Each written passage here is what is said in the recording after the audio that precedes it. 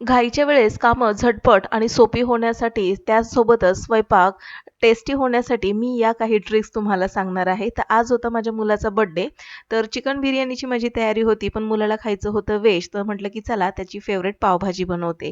तर पावभाजीच्या सगळ्या भाज्या मी निवडून घेतल्या. कचरा इकडे-तिकडे पडू नये म्हणून डायरेक्ट कचरा मी डस्टबिन बॅगमध्ये सगळा सोलून काढून ठेवलेला आहे. कांदे सोलून ठेवले, आलं, लसूण, कोथिंबीर सगळं व्यवस्थित निवडून ठेवलेलं आहे. आता आलं, लसूण, कोथिंबीर याची मी पेस्ट बनवून ठेवणार आहे आणि ही पेस्ट मी प्रत्येक भाजीमध्ये वापरते. पावभाजीमध्ये स्पेशली ही पेस्ट वापरायची. त्यामुळे काय होतं पावभाजी टेस्टी बनते. सगळं करून झाल्यानंतर चहाचा वेळ झाला होता. ब्लॅक टी मस्तपैकी मी केला, चहा पिला. आता किचनमध्ये आलेली आहे आणि भाज्या सगळ्या दोनदा पाण्याने धुवून मिठाच्या पाण्यात घातल्या. म्हणजे भाज्यांवरचं सगळं पेस्टिसाइड निघून जातं. आता पावभाजी करण्यासाठी मी आधी भाज्या शिजवून मग त्याला फोडणी देत बसत नाही. डायरेक्टच फोडणी मी या कुकरमध्ये घालते. आता घरची पावभाजी रिच आणि टेस्टी बनवण्यासाठी आपण यामध्ये काय काय करू शकतो? तर मी इथे काय केलं, कुकरमध्ये चमचाभर तेल आणि चमच्याभर घरातलं साजूक तूप घातलं. यामुळे पावभाजीला खूप छान अशी टेस्ट येते. सोबतच चॉपरमध्ये कांदा, टोमॅटो जो बारीक केला होता तो घातला आणि तो पटकन फ्राय व्हावा यासाठी मी अर्धा चमचा मीठ घातलेलं आहे. सोबतच आलं, लसूण, कोथिंबीरची चमच्याभर पेस्ट घातलेली आहे. पावभाजीला छान असा रंग यावा यासाठी इथे मी एव्हरेस्टचं लाल तिखट वापरलेलं आहे, साधारणपणे 1.5 चमचा.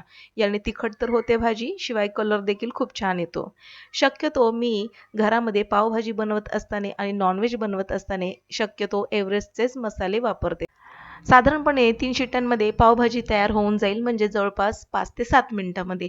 तोपर्यंत म्हटलं की चला पटकन मी माझी तयारी करून घेते. तुम्ही माझे केस पाहू शकत असाल की मस्त हेल्दी आणि दाटसर माझे केस आलेले आहेत. फार आवडतायत मला माझे केस आणि आता हे केस मी फार जपणार आहे. तर आता 3 शिट्ट्यांमध्ये पावभाजी झाल्यामुळे मी किचनमध्ये आले आणि पटकन मॅश केली. आणखीन रिच टेस्ट येण्यासाठी यामध्ये मी अर्धं बटर घातलेलं आहे. तर घरगुती भाजी तुम्ही अशा पद्धतीने झटपटरित्या टेस्टी बनवू शकता. तर आजच्या बर्थडेला मेनू होता पावभाजी सोबतच घरीच मी चिकन लॉलीपॉप बनवले होते. तर याचा फुल व्हिडिओ देखील आपल्या चॅनलवर उपलब्ध आहे. तो देखील तुम्ही पाहू शकता. सोबतच चिकन लॉलीपॉप तर होतेच आणि मुलांच्या पप्पांनी चिकन तंदुरी देखील आणली होती. तर हे सगळं मी सजवून घेतलं आणि आता बर्थडेची तयारी करून घेते. तर मुलाचा फेव्हरेट चॉकलेट केक आणला होता. तर केक कापण्याच्या अगोदर आम्ही छान अशी वंदना करून घेतली आणि मग इथे केक कटिंगचं सेलिब्रेशन सुरू झालं. तर अशा पद्धतीने कमीत कमी वेळेत झटपट आणि सोप्या पद्धतीने टेस्टी स्वयंपाक आपण कशा पद्धतीने करू शकतो ते आजच्या मिनी व्लॉगमध्ये मी तुमच्याशी शेअर केलेलं आहे. पूर्ण व्हिडिओ माझ्या चॅनलवर उपलब्ध आहे. तो देखील तुम्ही पाहू शकता. चॅनलवर नवीन आले असाल तर सबस्क्राईब नक्की करा. भेटू पुन्हा. तोपर्यंत बाय.